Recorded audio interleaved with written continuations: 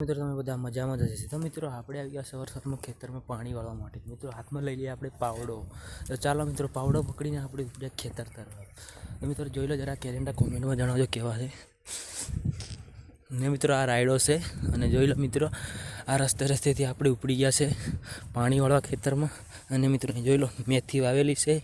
આ છે મિત્રો મધની પેટીઓ. જોઈ લો મિત્રો ફાઇનલી આ સુરત દાદા ઉગી ગયા છે. અને મિત્રો આપણે સવારમાં ઉપડી ગયા છે પાણી વાળવા. અને જોઈ લો મિત્રો આપણો રસ્તો અહીંયાથી જવાનો. આપણે જ્યાં ત્યાં રાયડા ઉગેલા હોય મિત્રો. અને આ મિત્રો પલોટવાળો રાયડો. જોઈ લો મિત્રો આપણું ખેતર. અને મિત્રો ફાઇનલી હવે તમને હું હોજ પણ બતાવીશ. તો મિત્રો ચાલો ફટાફટ આપણે હોજ તરફ પણ જઈએ. મિત્રો આપણે પાણી વાળવાનું છે એરંડામાં. તો મિત્રો આપણે આજે પાવડો લઈને ઉપડી પણ ગયા છે એરંડામાં પાણી વાળશું. ત્યાં સુધી મિત્રો જરા કોમેન્ટમાં જણાવતા રહેજો કે એરંડા કેવા છે આપણા. મિત્રો જોઈ લો મારો રાયડો. મિત્રો અમે પણ ઉપડી ગયા સવારમાં પાણી વાળવાનું. મિત્રો વિડીયો ઘણા દિવસ થઈ ગયા યુટ્યુબમાં વિડીયો પણ નથી અપલોડ કરતા. અને મિત્રો આજે મિત્રો મને એવું થઈ ગયું આજે બ્લોગ બનાવી નાખીએ. તો મિત્રો આજે બ્લોગ બનાવવાનું શરૂ કરી નાખ્યો. તો મિત્રો ફટાફટ આપણે ચાલતા પોકી જઈએ પાણી વાળવા. મિત્રો સવારમાં ટાટ તો બોરી વાગે અને કાયદેસર સ્વેટર પણ પહેરવું પડે.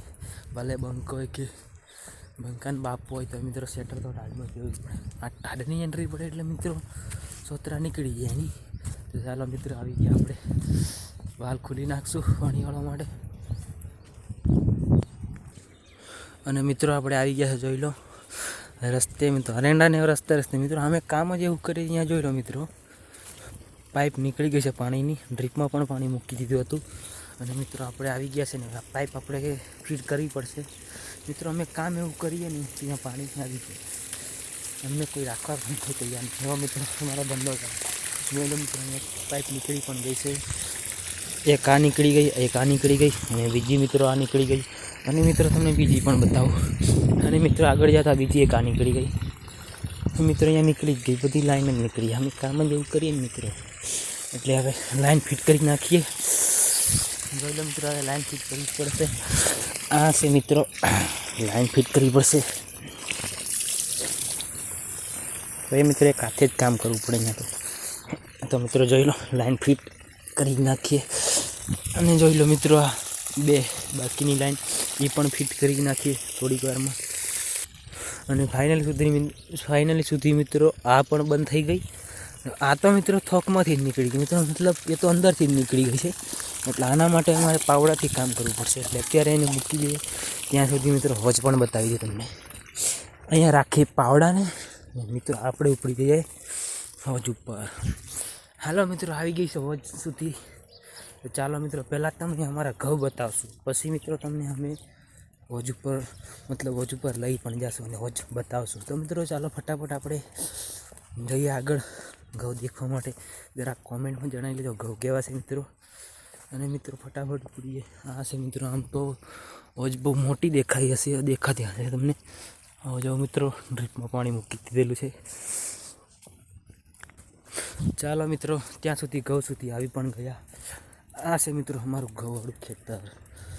મિત્રો જો જુગાડ કેવો છે બાઉન્ડ્રી લગાવી છે ને તમને દેખાતી પણ નહીં હશે દૂરથી.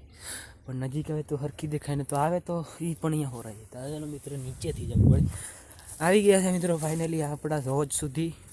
અને મિત્રો આ છે આ હોજની નજીક જ મિત્રો અમારું ઘઉંવાળું ખેતર છે. અને આ હોજ છે અને આ છે અમારું ઘઉંનું ખેતર. જોઈ લો મિત્રો ઘઉં. કોમેન્ટમાં જરાક જણાવજો ઘઉં કેવા છે.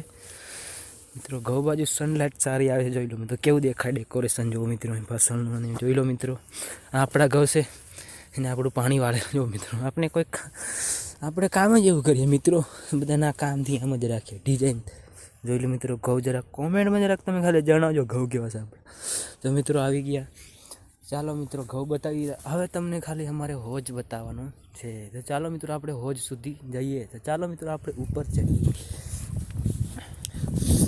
મિત્રો ટાટ તો એવી વાગે છે કે મિત્રો અત્યારે સ્વેટર પણ પહેરવું પડે. તો ચાલો મિત્રો હવે આ બાઉન્ડ્રી નીકળી જઈએ. તો મિત્રો આવી ગયા છે.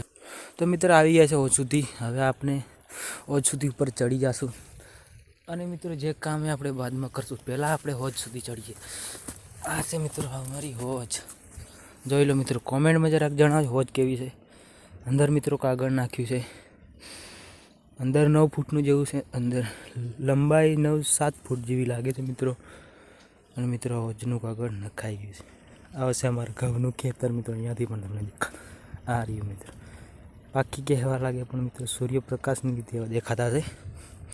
જો મિત્રો પાણી ભરેલું છે અને આ આપણે ખાલી કરવાનું છે આજે. ત્યાં સુધી મિત્રો ચાલો હવે અમે ઉતરીએ પાણી વાળવા. અને મિત્રો ચાલો નીચે ઉતરી પડીએ. હવે તો મિત્રો વાલ ખુલી નાખવો પડશે. મેં તો આટા ડામને ના છોડે. તો મિત્રો જોઈ લો જરાક આ ભાગમાં એવો જુગાડ લગાવ્યો છે. એવો જુગાડ છે મિત્રો કે પાણી આનામાં આવે એ પાણી બધા મિત્રો રિટર્ન ફરીને જાય છે. એનાથી મિત્રો ત્યાં સુકાય નહીં, કોઈ દિવસ પણ ના સુકાય, લીલું જ રહે. અહીંયા આવ્યો મિત્રો, અહીંયા તો સુકાય કેમ જાય? અહીંયા પાણી જ બંધ છે. આવા જુગાડ તો લગાવવા જ પડે મિત્રો. અને મિત્રો આ છે અમારો વાલ. કાયમ અમે તેવું જ કરી નાખીએ, વાલ પણ એવો જ પડી લો મિત્રો. વાલ ખુલવો મુશ્કેલ છે અત્યારે.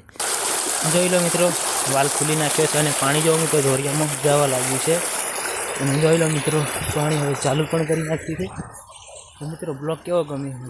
બ્લોગ ગમ્યો તો મિત્રો લાઈક કરો અને શેર કરો અને સબસ્ક્રાઈબ કરો. ત્યાંથી મિત્રો મળશું નવા બ્લોગમાં.